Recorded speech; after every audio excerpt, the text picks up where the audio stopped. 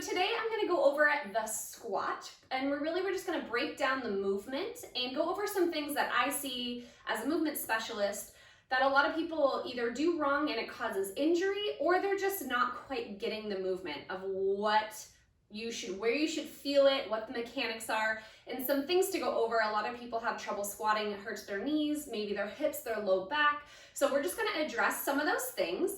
So we're just going to start kind of from the foot up to the head, and we'll go over some of these positions. So first off is your foot positioning.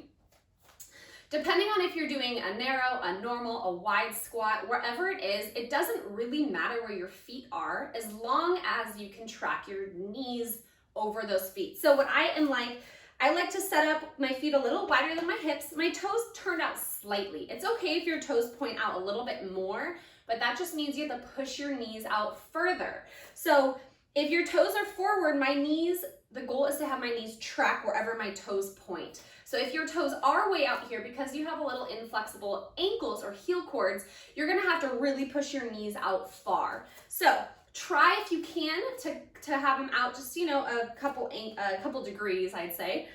And then the second step you're gonna do is you're gonna pull the ground apart. So we call that spreading the floor. So you pull the ground apart to activate those lateral glute muscles for external rotation at the hip.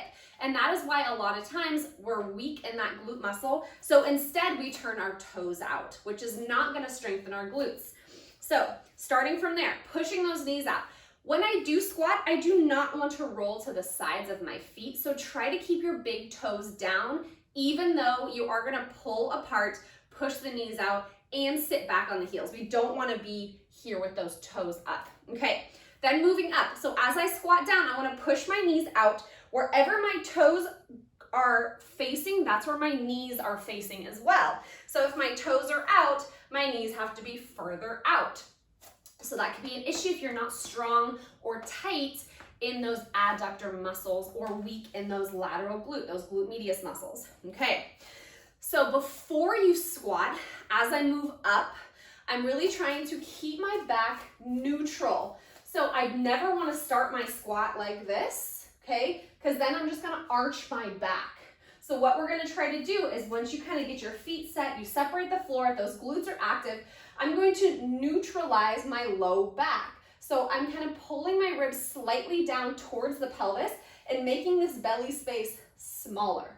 So now my back is flat, not arched or rounded, okay? So more neutral, and my core is engaged, okay? So it's not so hard that I can't breathe or I'm rounding out because I'm trying to protect. It's just that intra-abdominal pressure kind of pulling down, activating the core and supporting the low back.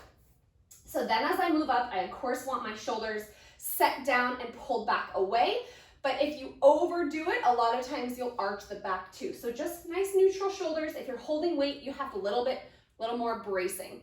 But before we get into any weight, we're just gonna get this squat down. So first movement of a squat is I do stick my butt back, but I'm not arching the back. So it's a little bit more of a hinge because I don't want my core to change. So just a little bit. So the first motion isn't knees forward, it's butt back, but then I drop my butt. My back stays flat. And the goal is to have my torso the same angle as my shins. So I don't want to be here and I don't want to be here. Okay, so if you can, look yourself in a mirror or record yourself doing your squat. So core tight, stick your butt out, then push those knees out. They track the toes, butt drops low, chest stays relatively tall. If you have ankle issues, what will happen is you'll either do this or this. So you have to kind of identify the weakness. Is it the hips? Is it the ankles? Is it the core? Does your back hurt?